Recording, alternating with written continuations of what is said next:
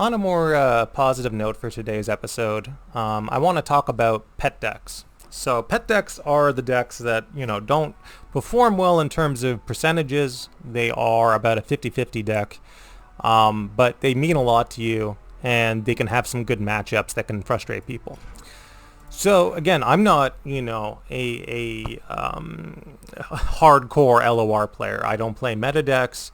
I don't play degenerate decks. I don't try to, kind of hit the ground running with the most minimum effort possible list and essentially win the game that way. I basically do the opposite in every single circumstance. So talking about my favorite pet deck, it's Azir Hecarim. So Ephemerals is my favorite pet deck. Nothing about it is easy. Nothing about it makes sense. Nothing about it is competitive. And yet, for whatever reason, I can throw this on casual ladder and win every single game, and there's nothing people can do about it. Obviously, once you go into ranked and people are tryharding, I doubt it's going to perform that well. But, it is fun to pub smash with a pet deck. And because it's really embarrassing for people when you win with, Azir Hecarim. And it's really embarrassing when you win with things like Vladimir. And I've got a Vladimir list I can show off too, which I'll do this episode. Starting off, Reaper of the Sands. So again, this is a relatively newer ephemeral card, and it kind of does everything this deck wants, which is to swing on one, push a little bit of damage, and get you a weapon. And that weapon can be Scout, that weapon can be Fearsome, it can be Overwhelm. Whatever it is, it's going to be good for you. If it's, Fish Hook or, Fishing Pole, it's going to give you a little bit of a tune. So it'll pay for itself. So no matter what you get off this, it's going to be good. And it's going to turbo Hecarim. It's going to turbo Azir. It's a good card. Mark of the Isles is a 3-of. We talked about this before. You can play this as a trading trick, but you can also kind of do cute things like with the Husk. If you put Mark of the Isles on the Husk and then you summon another creature, that creature will absorb those stats but not have to worry about being ephemeral. So there's, a little bit of extra thought process involved here. So you can use it on blocks, you can use it on attacks, you can use it for trades, you can use it to buff stats. It's a good card in this deck. Treasure Seeker, kind of the OG one-drop before one-drops could just hand fix for you, no problem. And then you would just hand fix every single, you run the other Shurima one-drop in every single deck ever. Before that, Treasure Seeker was the card. It's still the card in specifically an ephemeral deck where the Waking Sands is good value. Emperor's Dais, obviously we want Sand Soldiers. Hate Spike is our removal card. This card is nasty. Redeem Prodigy, just buffing stats, turboing Hecarim, good stuff. Sharks, you always want Sharks. Soul Shepherd, Tribal Synergy. Azir, of course. Domination will buff all your Sand Soldiers. It'll buff your one-drops. I believe this counts as a one-drop as well. Yeah, Ghastly Band is a one-drop. So even though it's not a tribal piece, it basically is because it hits most things. It'll hit Sapling. I believe the only thing it doesn't hit is Shark Chariot. But everything else in this deck doesn't hit Shark Chariots and it doesn't hit Spectral Riders. But it'll hit everything else. So it's good enough. Especially when you think of the Hate Spike's energy and also the Mark of the Owl's energy we talked about before. It's just fine. And the keyword roll and all that nasty stuff. Moonlit Glenkeeper, it's another tribal card. It's amazing. 2 for 1 body. Allows you to challenge things. Great. 1 Phantom Prankster for the burn.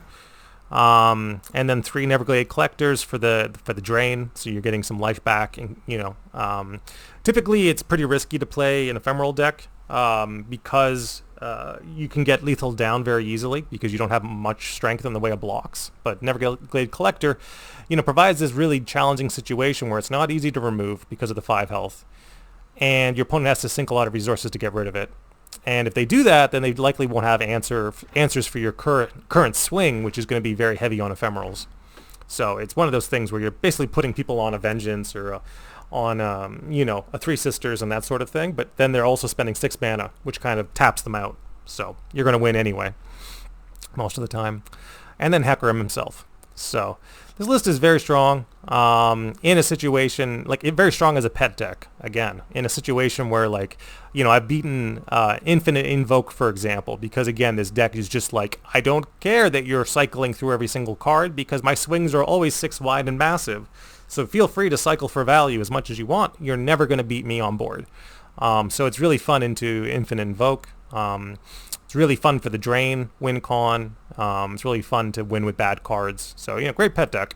Pet deck number 2, we're going to talk about Vladimir. So previously we talked about how Vladimir is like a 38%, deck. I don't run the new landmark. I think that the new landmark is actually better in other decks than it is in a Vladimir deck. So I think that the 2 mana, and I'll have to go to all cards here, everything that I've seen of this specific landmark has been bad in a Vladimir deck. Because you think about all the good Vladimir cards, Crimson Aristocrat, Crimson Pigeon, Crimson Bloodletter, these are some of the best Vladimir cards.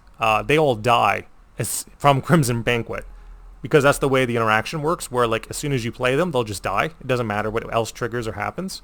So when Crimson Banquet is like killing, a good half of your cards, it doesn't feel great. Now, are there cards that benefit off of Crimson Banquet? Absolutely, but it's not the cards you traditionally play in a Vladimir deck. So I'll show you those cards in a second, but yeah, so the way that I run it is without Crimson Banquet, it's just on the Scar Grounds. And we run the Bloodletter, the Pigeon, the Reaver, the Crimson Aristocrat, Crimson Disciple. Aristocrat was buffed recently, so it does provide Overwhelm. Transfusion, Troll Chant, of course, Curator, of course, 1 Ice Shards, and then I want to be on Might, because I think that Might is kind of a surprise thing where you can push a very, Vladimir is a 6/6 with Fearsome, right? So traditionally, you're probably going to get decent Might value off of them. And then Braum and Legion Veteran is the big tribal card, and this is another card where people don't run this, and this is a mistake. Always run Legion Veteran in your Vladimir decks, because it does the same thing that Scargrounds does. So and also it's a 4/5 body, which is just fine. So always run Legion Veteran, always run Scargrounds. That's pretty much mandatory. Braum is optional. He's not that amazing in a Vlad deck, but he's something. But yeah, talking about kind of what you would want to run off of Banquet. There are in fact regen cards. There are a lot of cards with regen where taking the damage is not an issue, and in fact good. It's not I think there's a 3 mana card where it's like if you self damage, he gets pretty big. See, like you also can't run Ember Maiden with the landmarks. The landmark is almost anti-synergy. I wouldn't recommend it. This guy, you could run this guy and he would come down as like a 5/2, which isn't bad for 2 mana because you're getting the discount. Like that's a decent card off of Banquet. You have the 5 mana regen.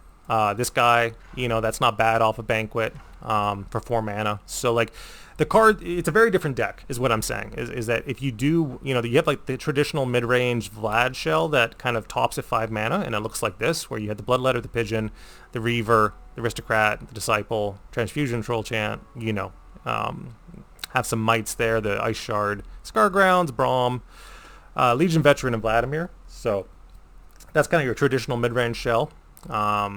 Goes wide easily, it drains easily, Vlad levels easily, he removes on 5. So it's pretty straightforward in terms of what it does.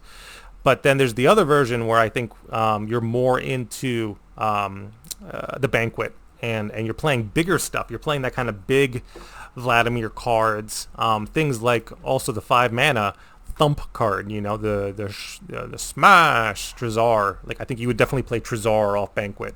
So there is a world where there is a Banquet deck out there, but it's just not this one. But yeah, we're talking about pet decks. They're a lot of fun. So remember that LOR can be a very fun game when you aren't just trying to be as degenerate as humanly possible. This is Eternal King signing out.